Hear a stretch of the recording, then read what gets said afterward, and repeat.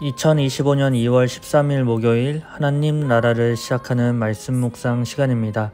오늘 우리에게 주신 하나님의 말씀은 누가복음 2장 41에서 52절 말씀을 젊은 이누리 김민주 집사님께서 봉독해 주시겠습니다. 하나님의 말씀을 경청하십시오. 그의 부모가 해마다 6월절이 되면 예루살렘으로 가더니 예수께서 12살 되었을 때 그들이 이 절기의 관례를 따라 올라갔다가 그 날들을 마치고 돌아갈 때에 아이 예수는 예루살렘에 머무셨더라.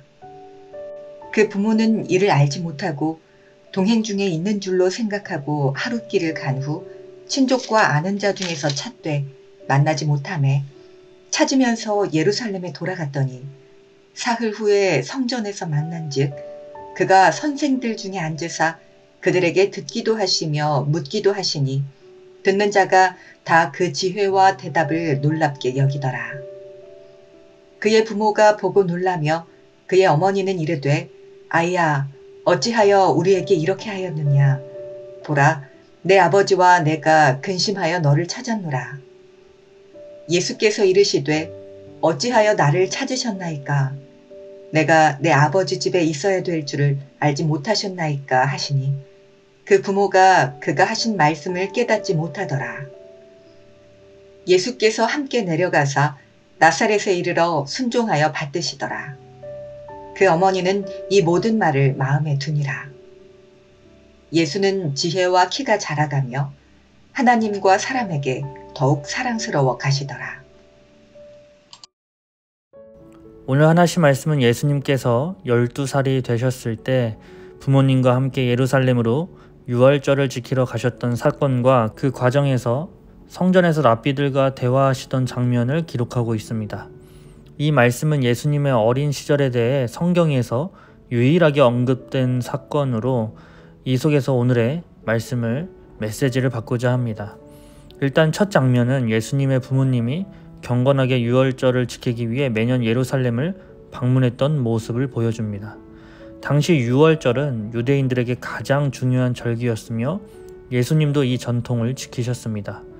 예수님께서 12살이 되신 때로 유대인 사회에서는 한 소년이 율법에 책임을 지는 나이로 간주되는 시기였습니다.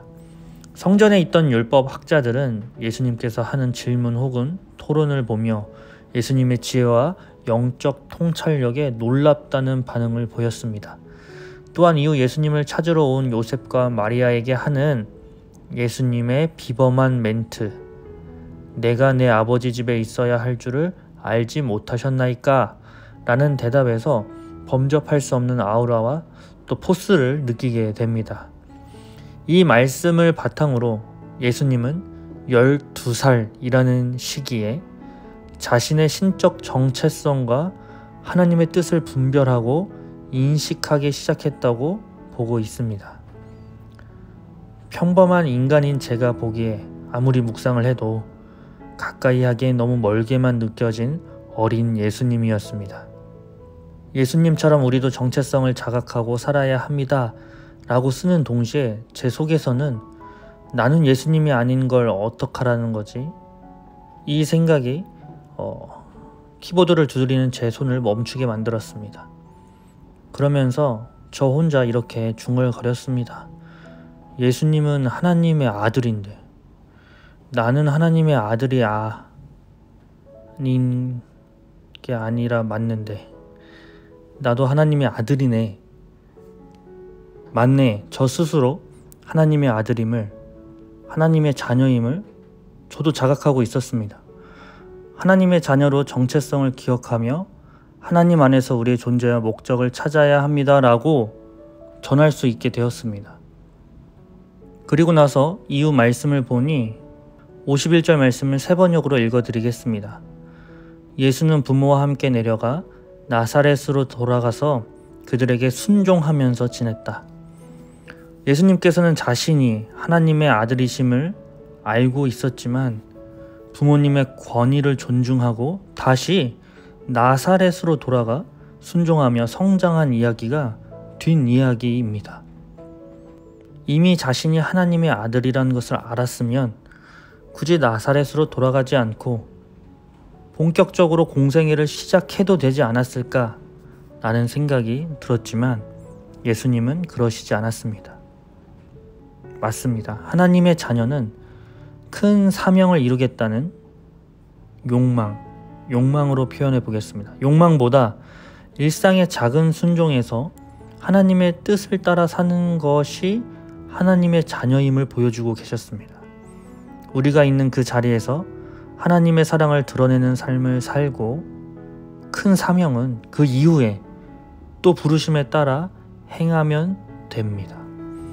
오늘 우리에게 다시금 하나님의 자녀의 정체성을 새롭게 하시고 또 정체성에 맞게 살지 못하는 우리의 죄책감 가운데 말씀으로 위로해 주시고 다시금 하나님의 은혜를 구하는 자리로 인도하시는 주님을 찬양합니다. 오늘 말씀에 나온 예수님을 본받아 하나님의 자녀인 이 정체성을 기억하며 우리가 있는 그 자리에서 작은 순종으로 화답하는 하루가 되기를 간절히 소망합니다. 주신 말씀 기억하며 기도하겠습니다. 사랑의 하나님, 오늘 예수님의 삶을 통해 하나님의 자녀로서의 정체성을 다시금 깨닫게 하시니 감사드립니다. 우리에게도 하나님의 자녀라는 놀라운 은혜를 주셨으니 그 정체성 잊지 않고 살아갈 수 있도록 인도해 주옵소서. 예수님처럼 겸손히 순종하며 일상의 작은 일에서도 하나님의 뜻을 구하며 살아가기를 간절히 원합니다. 우리가 연약하고 부족할 때에도 하나님의 은혜로 채워주시고 한 걸음씩 주님께 더 가까이 나아가도록 인도해 주옵소서. 우리의 삶이 하나님의 사랑을 드러내는 통로가 되게 하시고 그 사랑으로 세상을 변화시키는 도구로 사용하여 주옵소서. 이 모든 말씀 우리 주 예수님의 이름으로 기도드립니다. 아멘. 오늘 감사 사연은 말씀을 읽어주신 김민주 집사님의 사연입니다. 제가 읽어드리겠습니다. 안녕하세요 우신 성도님들. 배 목사님께 감사 제목을 요청받고 꽤 오랜 시간 동안 생각했습니다. 사실 저는 모태 신앙이지만 하나님과 좀 소원하게 지내다가 죽기 직전 신앙 고백하고 죽는 삶이 가장 좋은 삶이라고 생각을 갖고 사는 날라리 신자였습니다. 그러던 중 30대 초반쯤 하나님을 아주 깊이 만나는 시간을 갖게 되었습니다. 수련회에서 엄기영 목사님의 하나님 나라라는 말씀을 듣고 삶이 바뀌었지요. 지금 이 땅에서 하나님 나라를 살아가는 것이 참 행복이라는 것을 깨닫게 된 것입니다. 그때 제가 만난 하나님은 여러 모습이 있었지만 제게는 기쁨의 근원 되시는 하나님이 가장 크게 다가오셨습니다. 지금 제 삶은 그때처럼 하나님을 향한 사랑의 열정이 가득한 모습은 전혀 아니지만 그 이후로 제 삶의 방향은 바뀌었고 여전히 기쁨의 근원되는 하나님께서 저와 함께하고 계십니다. 그 하나님이 함께 계심으로 인해 저는 작은 일에 만족하고 감사하며 살 수 있는 것 같습니다. 가족에, 교회에, 직장에 함께하는 사람들의 늘 동행하시는 하나님께 참으로 감사합니다 라고 사연 보내주셨습니다. 민주 집사님의 고백처럼 하나님께서 함께 하심이 감사 제목이 되기를 소망하며 하나님 나라가 우리 삶 가운데 임하기를 원합니다. 오늘 찬양 안개 속에 라는 제목입니다. 함께 들으시며 더 깊은 묵상 하시겠습니다. Clap your hands everybody. Here we go.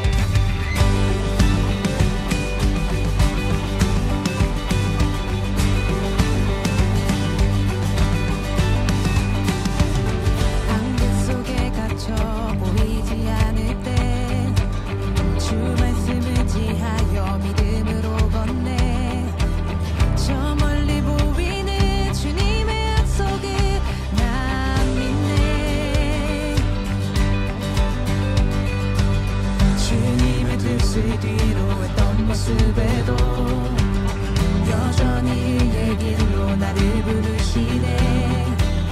돌아서지 않으리 나 멈추지 않으리. 하나님의 약속은 이 땅 위에 이루어져 주 영광 위에 나 서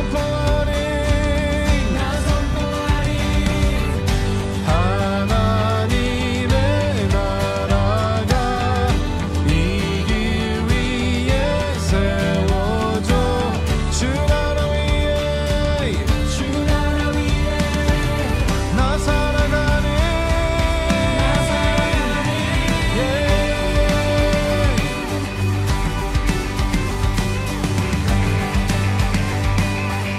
안개 속에 갇혀 보이지 않을 때 주 말씀 의지하여 믿음으로 걷네 저 멀리 보이는 주님